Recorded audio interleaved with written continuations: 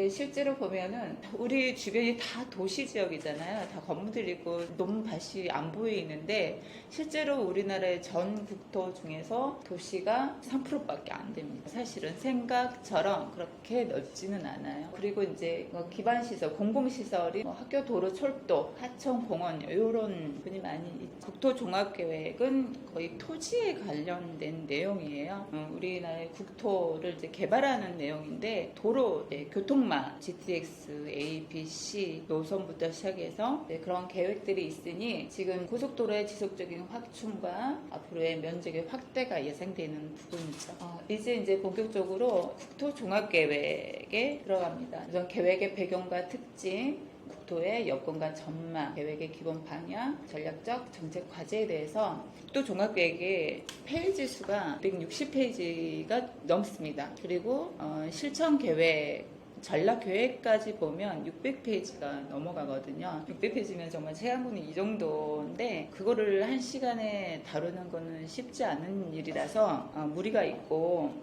한 시간에는 끝낼 수 있다면 키워드만 기억하시면은 가능하지 않을까. 중요한 키워드가 있잖아요. 그래서 제가 이제 키워드를 미리 말씀드리면 가장 큰 키워드가 교통, 그리고 균형 발전, 그리고 모두가 잘 사는 나라. 그래서 편안하고 안전한 삶을 추구하는 가치관이 조금 바뀌었어요. 그 키워드를 생각하고 들으시면 쉽지 않을까 싶습니다. 국토종합계획은 우리나라 헌법과 국토기본법에 근거한 최상위 국가 공간계획입니다. 국토 전역을 대상으로 장기적인 발전 방향을 제시하는 계획이에요. 최상위 계획으로 하위 계획들의 이제 실천 전략을 방향을 제시하는 계획입니다. 우리나라 국토종합계획이 최초에 1972년에 개발계획이 발표가 됐습니다. 그리고 이제 2차, 3차, 4차 그 과정에 이제 1970년, 80년, 10년 단위로 수정이 들어갑니다. 원래 우리나라는 20년 장기 계획이에요. 그리고 10년 뒤, 1992년이죠. 20년 뒤에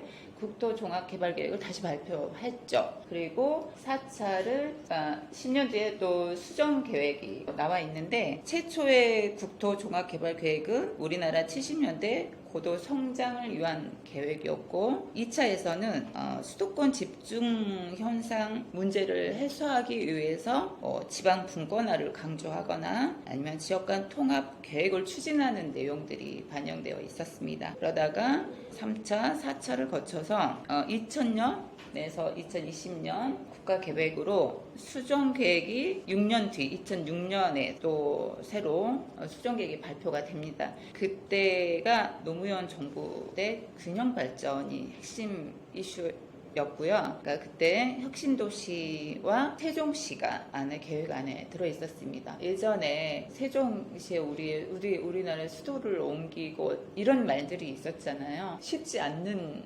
계획이었습니다. 어찌됐든 5차로 넘어오면서 그 혁신발전에 세종시가 빠지고 새만금이 들어가 있습니다. 새만금은 눈여겨보셔야 되는 부분이 있어요. 새만금은 또 신공항 또 계획도 있고 해서 그리고 그 밑에 또 6년 뒤에 변화무쌍합니다. 4차는. 그래서 2차 수정계획이 또 들어갔습니다. 그래서 그때는 이명박 정부 때입니다. 그래서 이제 그때는 수도권 발전 시기였어요. 그래서 그런 내용들이 들어와 있어서 유독 4차의 부동산 가격이 상승한 요인들이었습니다. 어찌됐든 혁신도시 세종시 하면서 지방 분권화가 핵심 또 계획이었고 그때 당시 때부터 올랐던 게 부산, 대구의 부동산 가격이 많이 올랐죠. 이명박 정부 때도 마찬가지였습니다. 수도권 발전 시기였기 때문에 수도권 위주로 개발 계획이 많아서 그때 이제 서울 수도권 위주 부동산 가격들이 많이 올랐죠. 그리고 2020에서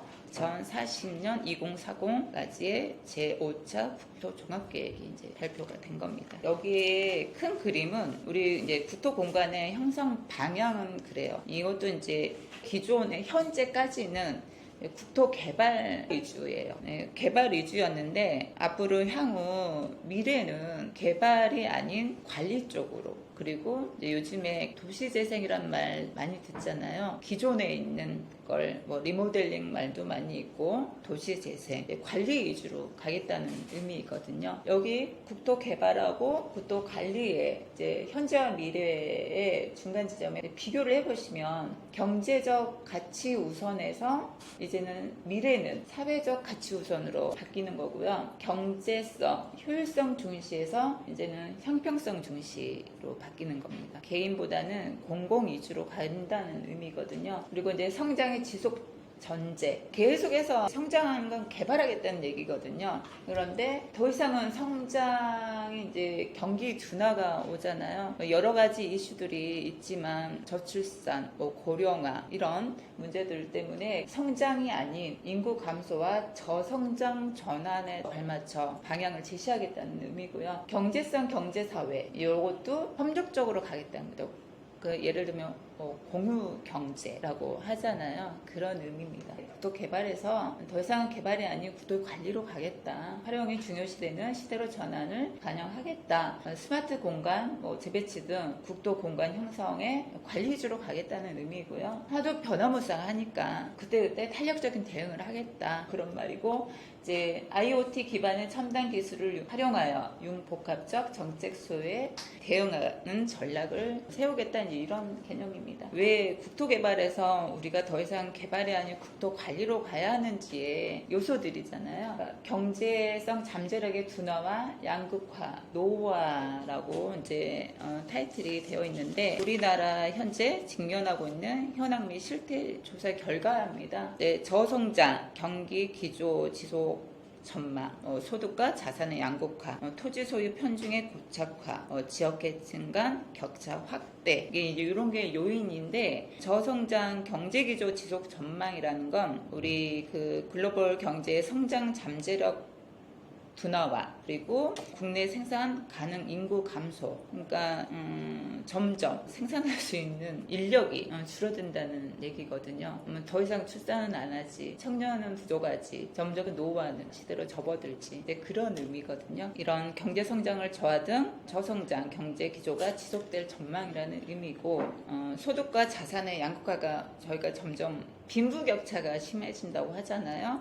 세대 간이나 계층 간이나, 그러니까 이 양극화 등이 사회 문제로 확산이 되고 공정에 대한 요구가 점점 심해지는 거죠. 토지 소유 편중의 고착화는 조금 용어들이 조금 어렵죠. 2017년 기준에 전 국민의 토지 소유자가 32.6%라는 의미고요. 이 토지 소유 상위 10%가 전체 사유지의 77%를 소유하고 있다는 의미예요. 토지뿐만 아니라 집도 마찬가지입니다. 토지 소유 상위 1%가 또 31.7%를 소유하고 있어요. 이렇게 토지 소유의 편중이 고착되어 가고 있는 추세예요. 그리고 지역 계층 간의 격차 확대는 이제 우리 생활 SOC 등 그 공공 서비스 지역 간에 평등하게 갈 수는 없거든요. 왜냐하면은 지자체에서도 정부의 사업 계획서를, 우리가 보통 사업계획서 어디에 사업 계획서를 내잖아요. 민간 개발이든 공공 개발이든. 그래서 이제 그게 타당성 검사를 해서 맞아야 이게 사업을 가져올 수 있는 건데, 지자체 중에는 돈이 많은 강남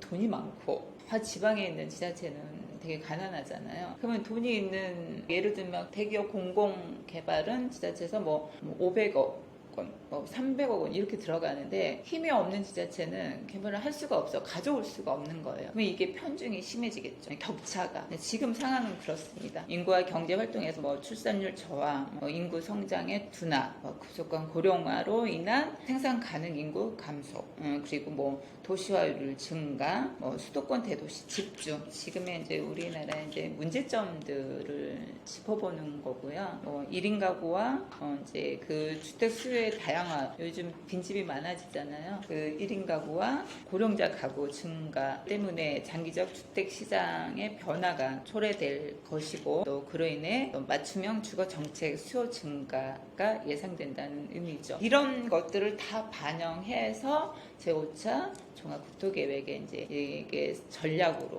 내세우고 있는 겁니다. 우리나라에서 가장 중요한 이슈고 가장 큰 문제가 인구 감소예요. 국토연구원에서 발표한 2040년 장래 인구 증감률 결과예요. 제일 밑에 네모칸에 여기를 보시면 2040년 장래 인구 증감률이라고 해서 빨간색은 인구 증가, 노란색은 인구 유지, 인구 감소, 비거주 지역으로 표시가 되어 있어요. 이 그림을 보시면 정부가 예상한 2040년 인구 증감 상황이 빨간색과 노란색이 서울과 일부 경기도, 수도권 제외하고는 그 외 지역은 인구가 감소하거나 비주거 지역이 될 것으로 예상을 하고 있는 겁니다. 부동산 투자 시 인구가 집중되어 있는 곳을 보는 건 기본이죠. 왜 그런 말씀 들으셨을 거예요. 잘 자란 것들은 다 정리하고 똘똘한 한 채 갖고 있자는 주의가 여기에서 지금 나오는 격일 수 있습니다.